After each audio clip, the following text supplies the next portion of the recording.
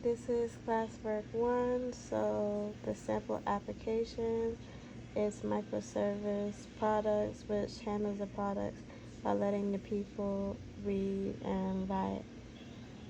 This is important because only the right users can change the products. Product collection, this is like putting the group of products together. Manage product collection, this helps being easier because you can manage them all at the same time. View public product collection.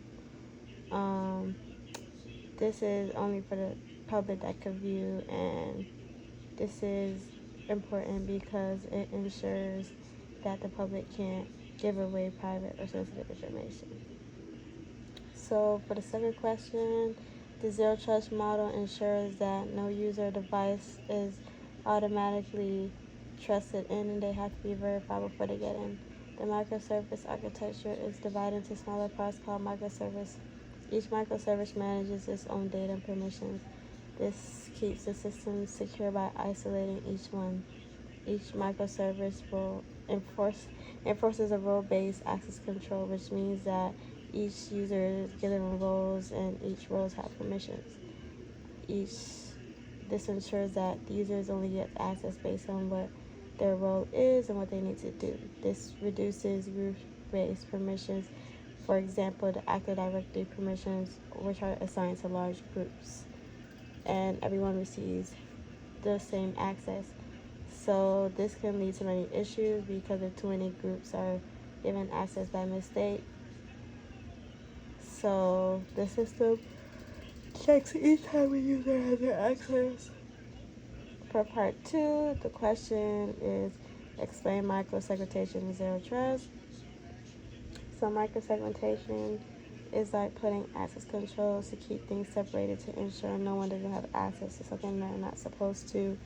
And zero trust, the system divides the network into smaller parts so that each part is controlled separately. This ensures that if someone is breaking in, they will not be allowed into another section without permission. Explain the difference between the zero trust and the microsegmentation. It checks the users that are coming in, and microsegmentation ensures everything is safe inside. Explain the advantages of microsegmentation and using containers. So the containers hold the information, and microsegmentation is helpful because it separates these boxes and makes sure to communicate with each other unless they have permission. Explain why zero trust requires microsegmentation. So the zero trust ensures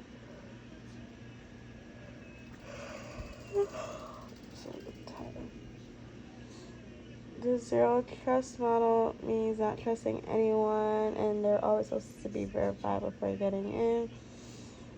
This fits in because it creates smaller areas within the system by dividing things up, which is easier to control and keep track of what's happening in your system. Explain what our risk-based approaches. The risk-based approaches are focusing on things that could go wrong and figuring out what to do about them. Explain what risk-based approach means in policy making. So in policy making, a risk-based approach means creating rules on what could go wrong, and instead of having one set of rules, you look at different situations and figure out what are the biggest risks, and you analyze how you will deal with each risk when the situation occurs. 7, discuss the key elements of risk management approach. A risk management approach has few important parts. First, you identify the risk, then you assess those risks and see how serious they are. After that, you make the plans to handle the risks, like setting up controls and safety measures.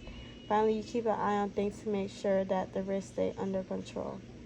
Question number 8, describe how to discover an existing internal workflow and how to apply and enforce what is found with